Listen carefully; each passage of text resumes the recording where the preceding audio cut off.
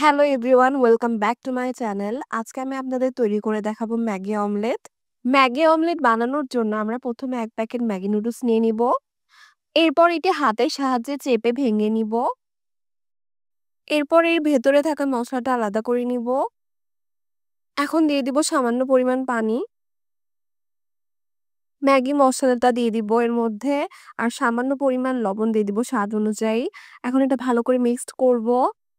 এখন ঢাকনা দিয়ে ঢেকে দিব সেদ্ধ হওয়ার জন্য।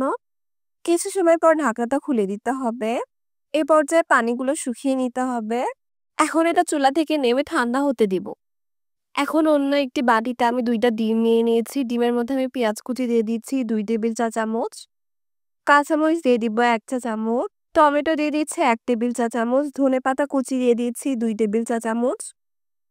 এখন এটা মিক্সড করতে হবে। লবণ দিয়ে দিব স্বাদ অনুযায়ী। এখন এটা আবার ভালো করে মিক্সড করব আমি। এখন এটা রেখে দিতে হবে। এটা মিক্সড করা হয়ে গিয়েছে। চুলায় একটি ফ্রাই প্যান বসিয়ে তাতে সামান্য পরিমাণ তেল দিয়ে দিব। তেলটা গরম হইলে ডিমের মিশ্রণটি আমি এর মধ্যে দিয়ে দিব। সব পাশে ভালো করে একটু ছড়িয়ে দিতে হবে। 50% কুকড হইলে এর উপর দিয়ে দিব রান্না করে রাখা ম্যাগি নুডলস। নুডলসটি ডিমের উপর চারপাশে দিয়ে দিতে হবে। চারপাশে ভালোভাবে ছড়িয়ে দেওয়ার পর ডিমের মিশ্রণটি এক পাশ থেকে এভাবে তুলে দিতে হবে। এভাবে কিন্তু আস্তে করে তুলে দিতে হবে। জোরে করে তুলে দিতে কিন্তু ভেঙে যাবে। এটা এখন 2-3 মিনিটের মতো ভেজে নিতে হবে। আমার অমলেটটা রেডি হয়ে গিয়েছে। খুবই সহজে এবং অল্প সময়ে আপনারা কিন্তু এই ম্যাগি অমলেটটা তৈরি করতে পারেন।